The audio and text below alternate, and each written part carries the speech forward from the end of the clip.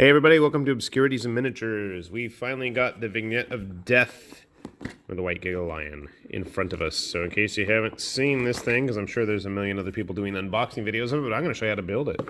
So inside we have lots of paper.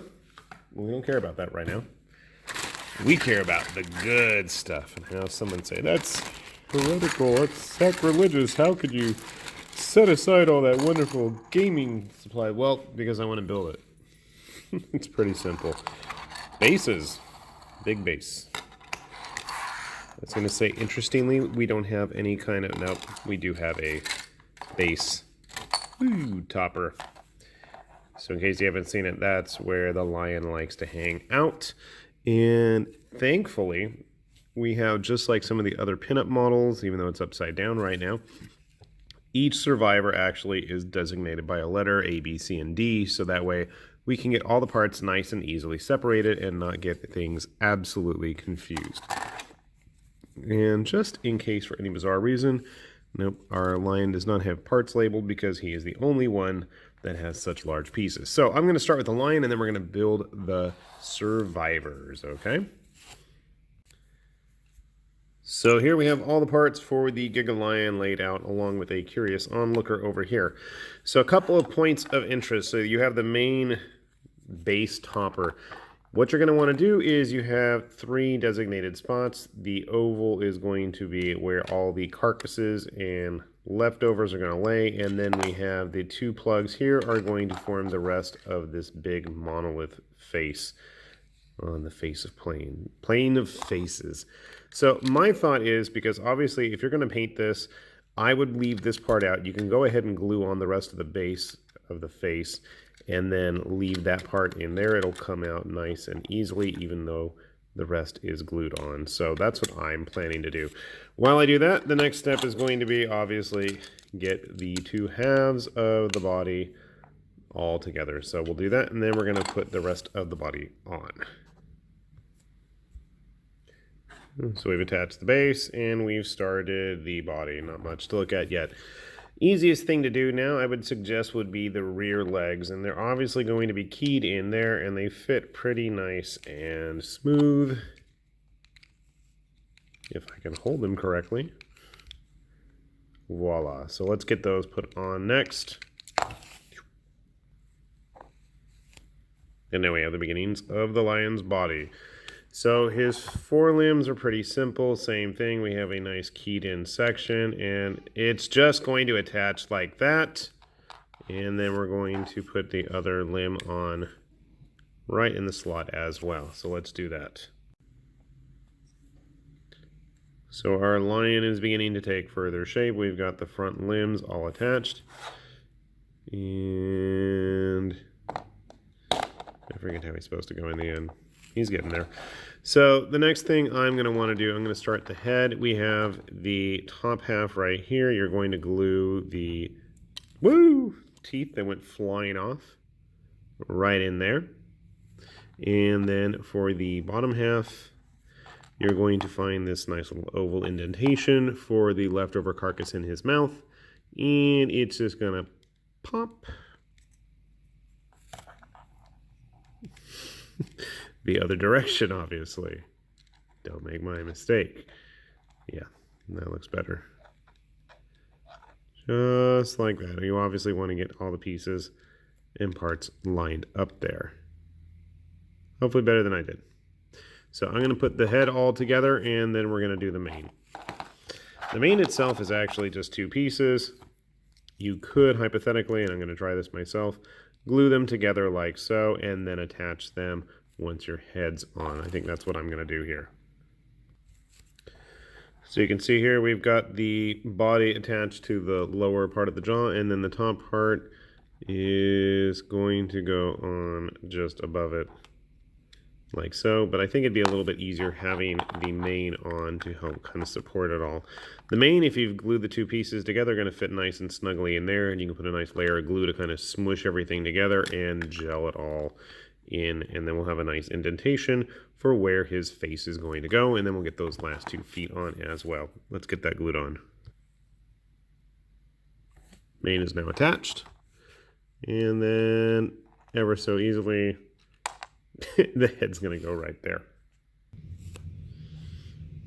That's a little better now. You can see he is all glued together. Finally, I'm just going to put his last two paws on. So obviously this one that's kind of crouched up, that's going to be this longer paw, and then the one that's more fully extended out is going to get the more upright one. So let's put those on.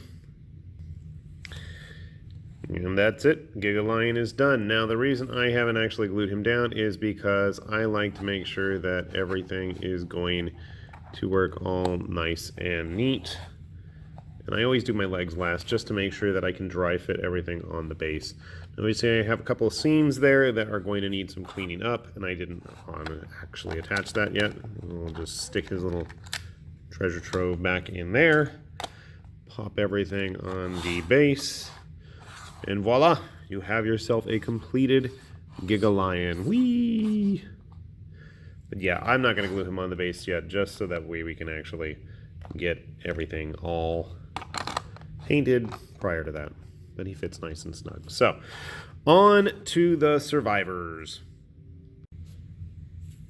Here we have the parts to make Gadrock of Deadrock, the first of our survivors. Gadrock himself is pretty simple. He's also all of the A parts. You have the main torso, his two legs, his two arms, and then his head is a two-piece build that is just going to sit on top of the torso. So not super complex there, and I think that's a pretty easy build. I would suggest gluing the head together and then gluing it onto the body, though. That's what I'm going to do. And here is Gadrock all finished. I went ahead and glued him to his base. He was pretty straightforward. You just might want to make sure when you glue his horn on that he has got it kind of lined up by his mouth. Otherwise it would look kind of silly. All right, it looks like we are going to be building Hungry Basalt, whatever you want to call it, next, because he is part B. Let's get to him. So here we have Hungry Basalt, whatever, sorry. All his parts, the Hungry Man, who gets his name because he's got a binge eating disorder. Anyway, you have the head, the main body, the legs as always. This is the other shoulder part. And I'll show you right here. So it goes on the back of this shoulder. It thought it did. Yeah, it should go right there. Just I had it at the wrong angle. Having built some Gorm armor before, I kind of remember that. And the head, the shield, the arm. So the way you're going to want to do this guy is you're going to want to glue and attach his left leg first, and then that's going to make a nice little spot for the right leg to lodge in, and voila. Then you can glue the shoulder pad, the arms, and the head. He's pretty simple, other than just the order of how to put the body together. So let's get him all fixed up. Here we have our finished Hungry Basalt. And you can see he's in mid-swing with his big Gorm axe. He's a big dude, but then again, his friend is as well. And then it is off to the females of the set. And I want to say that Brescia is our next contestant. So let's get all her parts. So here we have Brescia's parts all laid out. We've got her head, which is really tiny. The two pigtails actually have different connections. See, one's got more of a square, and then this one has more of a oblong, ovally shape. So you want to find the spots keyed in for the head. It's kind of small, so I don't know if that's going to show up very well. You can see her face here all wrapped up in bandages. Here we have the square indentation, and over here we have the more oblong oval shape. So that's where those are going to go. I'm going to recommend gluing those before you glue the head, just to get everything all nice and straightened out. And then for the body itself, we have the main body right here, and what you're going to want to do is there's a little notch on the back here. We're going to want to attach her leg right there. So you're going to want to attach that left leg first, and then you're going to attach the wrap to cover it all up. Otherwise you're not going to be able to get that part in there. So I would recommend put the leg, then the wrap, and then you're going to want to use the other leg to just kind of stick it all together. Okay, then we'll see the top half as well. So first things first, let's get the lower half done. So here's Brescia, just about finished getting built. I actually had to skip the part where we glued her arms on, but it was pretty self-explanatory. The dog decided it was going to do a bunch of barking. So what I decided to do, and you can see my hands are covered with it, I put a little extra glue on her shoulders to help support those big old giant pigtails with their lanterns on them. Figured it would probably not hurt. And then I'm still not 100% satisfied with her whip hand. I probably need to re-glue this. If I was a smart person, what I probably would have done is actually waited until the rest of the model was finished and then put it on, because I can absolutely tell that's going to be in the way, getting her glued, but we'll deal with it. And last up, we finally have the Rock Knight, who is the most complicated with about 11 or 12 parts, I believe. The Rock Knight of Gadrock. So we're going to get her or him or it, I think it's her, rolling on here. And here we have the Rock Knight and all of their parts, whether it's a male or female, I can't really tell, but I don't think it actually matters. Rock Knight is 13 parts. You do have a little scenic base that he's going to be sitting on top of. They are sitting on top of. You have the main body itself, as always, and what you're going to want to do here is you're going to want to find this slot on the leg and plop. That's not right. That's the right way. Slide it in there and connect it. And then you have a nice, easy, keyed up slot that bloop, the other leg is going to go in, and it's going to be squatting on the rock. After you put the legs in, you're going to cover it with this piece on the front, which I have upside down. And you can see here it's going to just kind of slide over everything and connect. So we're going to do that. And then we are going to put the rock with the lanterns directly on the back, and there's some spots there to key it in. It's pretty intuitive. We are going to take our two pieces of the face. You should see an ear sticking out there between the dreadlocks and the mask. Parts are easy to just go ahead and figure out where they go, and you're just going to slide them. I'm not going to do a good job of that. Helps when I'm facing it the right direction. It's going to just slide on top of the body. Let's get the body built and I'll show you. Alright, so hopefully you're with me still so far. We've glued the head, we've glued the body. I didn't actually glue them to the rock, but you can kind of at least see where everything is supposed to go. So you're going to notice you have a protrusion right here. That's going to be for the shoulder pad, which I seem to have misplaced. There it is. Okay. And I don't think I'm putting it on correctly. Yeah, like so. Plop. But before you do that, you're going to want to attach his arm. And on the inside of his cloak, you'll see there's a nice little slot there. And you can just shove that arm right on in, and it'll connect there. And then you're going to have him holding his mace at a downward angle, like so. It's hard to have three pieces in my hand to hold on to. For his left hand, you're going to notice on the back of his head there, or shoulder area, I should say, there's another little squared location.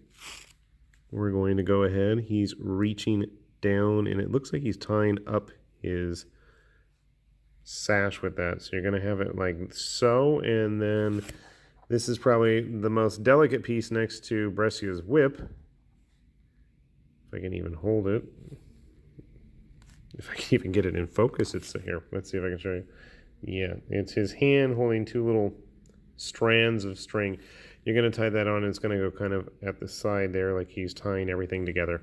So I'm going to put his arms on, and then we have completed the entire Gigalion set.